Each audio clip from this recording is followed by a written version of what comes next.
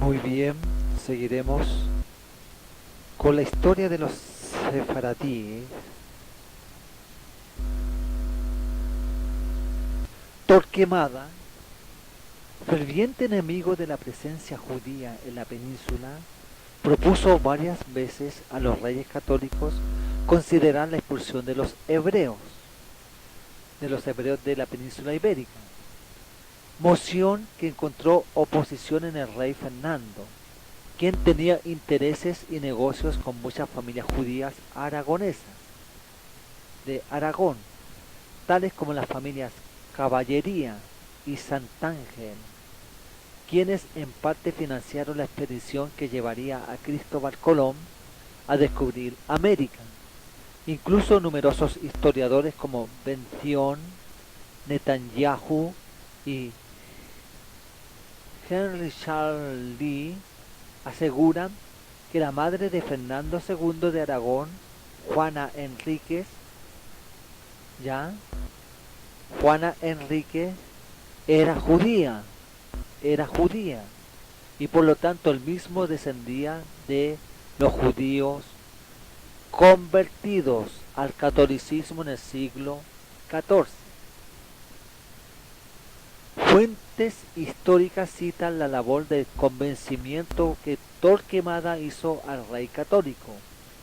El inquisidor entró durante una audiencia que sostenía Fernando de Aragón con los sefaradíes con un crucifijo en la mano, y arrodillándose ante el rey pronunció: Judas Iscariote traicionó a Cristo por 30 denarios, y ustedes quieren ahora venderlo por 30.000. Aquí está él, tómenlo y véndanlo.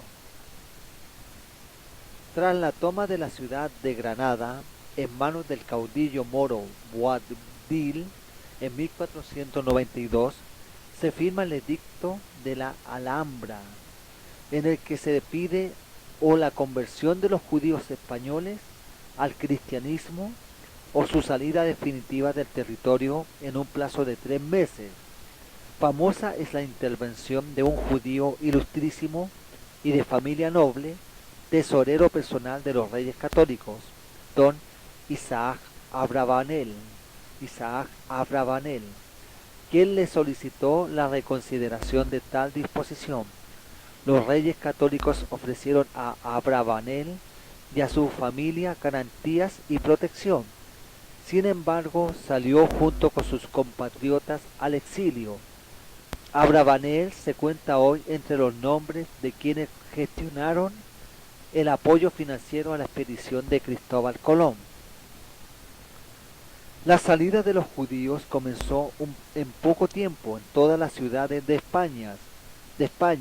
Las aljamas quedaron desocupadas. Un cronista de la época, Andrés Bernaldez, describía así la salida de los judíos de la ciudad de Zaragoza.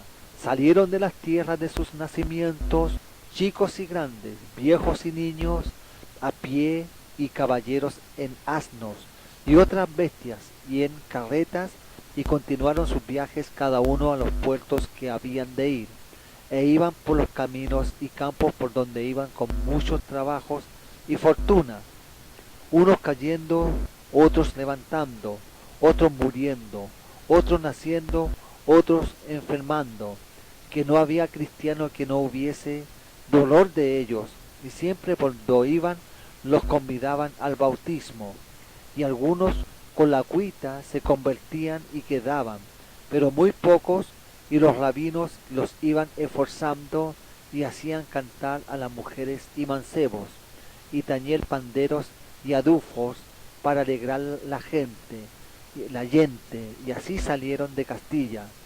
Serían necesarios 500 años para poder volver a hablar de una experiencia judía en España. Los sefardíes se repartieron desde ese instante por varios países.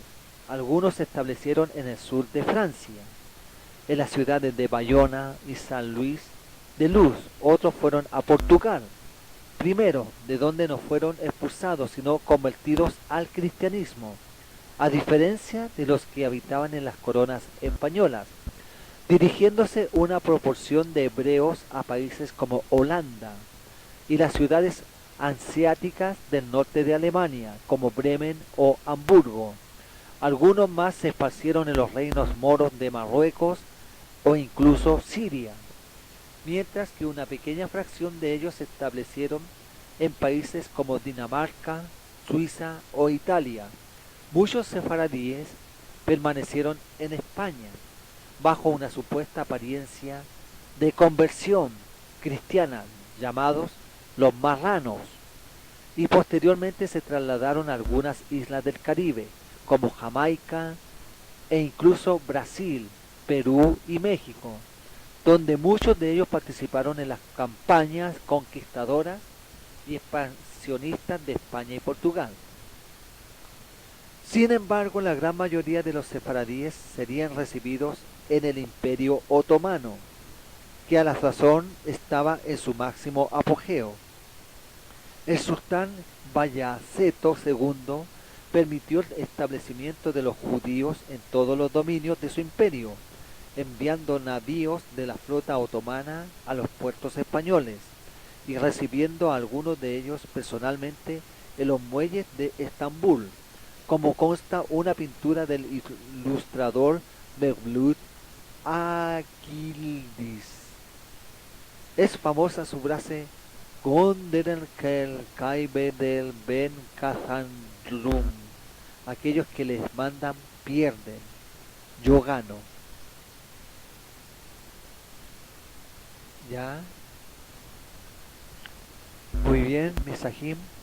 Proseguiremos en esta historia de los sefaradíes y parte de los Beyehudá.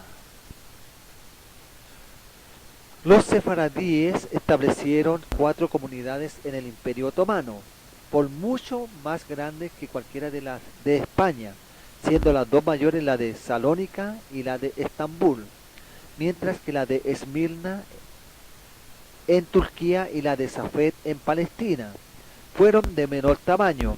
Sin embargo, los sefaradíes se establecieron en casi todas las ciudades importantes del imperio, fundando comunidades en Sarajevo, Bosnia, Belgrado, Serbia, Monastir, República de Macedonia, Sofía y Ruse, Bulgaria, Bucarest, Rumania, Alejandría, Egipto y Edirne, Kanakkale, Tekirdağ y Bursa en la actual Turquía. Los judíos españoles rara vez se mezclaron con la población autóctona de los sitios donde se establecieron, ya que la mayor parte de estos eran gente educada y de mejor nivel social que los lugareños, situación que les permitió conservar intactas todas sus tradiciones y mucho más importante aún el idioma. Los sefardíes continuaron durante casi 5 siglos hablando el castellano antiguo, mejor conocido hoy como el judío español o el ladino, que trajeron consigo de España. A diferencia de los sefaradíes que se asentaron en países como Holanda o Inglaterra, su habilidad en los negocios, las finanzas y el comercio les permitió alcanzar en la mayoría de los casos niveles de vida altos e incluso mantener su estatus de privilegio en las cortes otomanas. La comunidad hebrea de Estambul mantuvo siempre relaciones comerciales con el Divan, órgano gubernamental otomano, y con el sultán mismo, quien incluso admitió a varias mujeres sefaradíes en su harem. Algunas de las familias sefaradíes más prominentes de la ciudad financiaban las campañas del ejército otomano, y muchos de ellos ganaron posiciones privilegiadas como oficiales de alto rango. Los sefardíes vivieron en paz por un lapso de 400 años, hasta que Europa comenzó a librar sus 2 guerras mundiales, con el consiguiente colapso de los antiguos imperios y el surgimiento de nuevas naciones. La amistad y las excelentes relaciones que los sefardíes tuvieron con los turcos persiste aún a la fecha, A pesar de los problemas que haya en Israel, esto es un comentario mío. Un prudente refrán sefardí que hace alusión a no confiar en nada prueba las buenas condiciones de esta relación. Turco no aharba, siguió, iti se le armó. Un turco no golpea a un judío, y si en verdad lo golpeó, muy bien.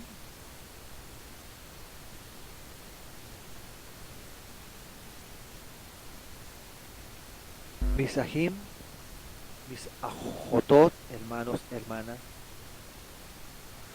todos los sefardíes, tanto los que salieron de España y Portugal y que habitaron en estos 500 años en Holanda, Dinamarca, parte de Alemania, algunas familias que llegaron a Rusia, Inglaterra, Estados Unidos, Canadá, Latinoamérica, ya las comunidades que se asentaron aquí, como también los descendientes de los judíos conversos, marranos, criptojudíos, hasta el día de hoy están, quieran o no quieran.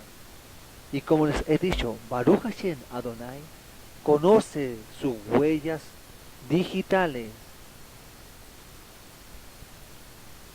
conoce sus huellas digitales a cada uno, porque Él es el mejor genealogista y Él es el que va a hacer el milagro de unir a Bet Israel y Bet Yehudá en Ejad. Él no va a ser el judaísmo sionista con el Sacnud, el Keren Kayem en la Israel, Keren a Yosef, a Yesod, no, ni los rabinos ultraortodoxos, ni las conversiones en masa, ni los judaizantes, no, ni menos el cristianismo evangélico, el cristianismo católico, ni el islam, solamente Baruch Hashem. Bueno, seguiremos en el siguiente audio.